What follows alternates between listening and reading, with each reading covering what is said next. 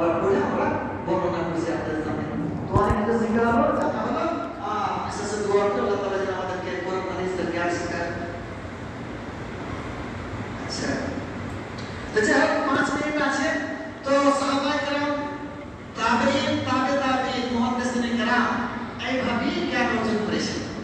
যে হাদিসে অনেক হাদিস পাওয়া যায়।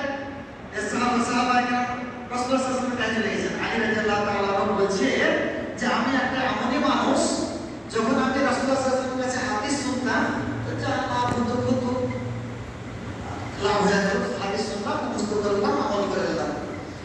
যখন কোনো মানুষ আমাকে হাদিস শুনাইতো, রাসূলুল্লাহ সাল্লাল্লাহু আলাইহি ওয়াসাল্লামের কাছে এই হাদিসটা আমি শুনেছি, তখন কি বলতো? ইস্তাহলাতু, আমি কসম খাওয়াইতাম